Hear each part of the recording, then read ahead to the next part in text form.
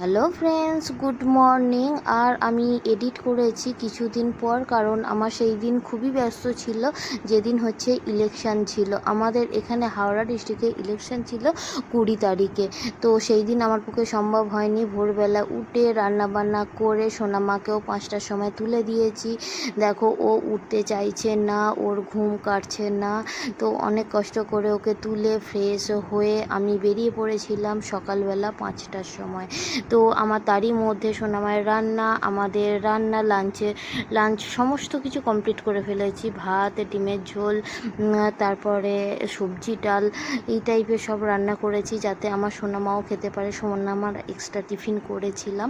তো করে আমি আমার বাপির কাছে সোনামাকে দিয়ে এসেছিলাম, কারণ আমার হাজব্যান্ডও বেরিয়ে পড়েছিল সকালবেলা ডিউটিতে, আর আমিও বেরিয়ে পড়েছিলাম। দেখো, আমার বাপির কাছে দিয়ে আসার পর সেখানে সিআরপিএফদের সাথে কীরকমভাবে ও মিশে গেছে দেখো। মানে এত আর আমার সোনামা এত মিশুকে অ্যাডজাস্ট করতে পারে, তোমাদের বলে আমি বোঝাতে পারবো না। ও প্রচণ্ড অ্যাডজাস্টেবল একটা পার্সন। ওদের সাথে গল্প করছে, ওর ভয় পায় না। ওর বন্দুক এত ওর ফেভারিট, ওর ঘরেতে বড় বন্দুক কিনে দিতে হয়েছে, ওর খুব পছন্দ। আর ওনাদেরকে স্যালুট করছে, সোনামা একটা আলাদা জগতে চলে গেছে ওদের সাথে। এবার ওনাদের সাথে সারাক্ষণ ছিল। এমনকি যেটা শুনলাম আমার বাপির কাছ থেকে, দেখো কেমন ওদের বন্ধুকে হাত দিচ্ছে। তো ওর ভয় পাচ্ছে না, আর ওরাও সেরকম ওকে খুব ভালোবেসেছে। আর শুধু তাই নয়, ওরা যা টিফিন খেয়েছে আমার সোনামা, তো ওদের সাথে টিফিন খেয়েছে প্রায় 12টা পর্যন্ত ছিল ওদের সাথে, কিছুতেই বাড়ি যাবে না। তারপরে দেখো, আমি আমার মেয়েকে দিয়ে আসার পর আমার হাজব্যান্ড আমাকে বাসে তুলে দিতে চাচ্ছে। আর এই দিন বাস তো খুবই কম, রুটের বাস একটা কি দুটো, প্রায় 45 মিনিট দাঁড়ানোর পর আমি অনেক কষ্ট করে একটা বাস পেয়েছি।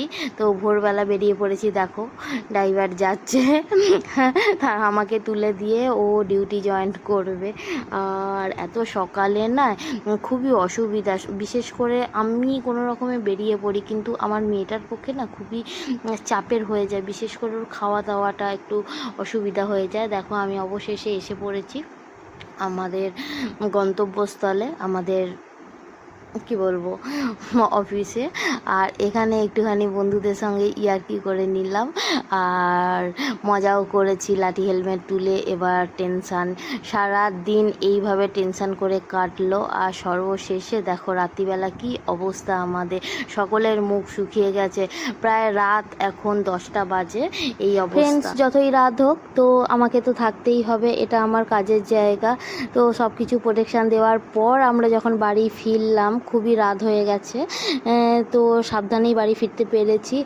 আর বন্ধুরা, তোমাদের এই ব্লগটা কেমন লাগলো তোমরা একটু কমেন্ট করো, শেয়ার করো, লাইক করো, আর প্লিজ আমার এই প্রোফাইলটা একটু ফলো করে দিও, আমার পাশে থেকো প্লিজ।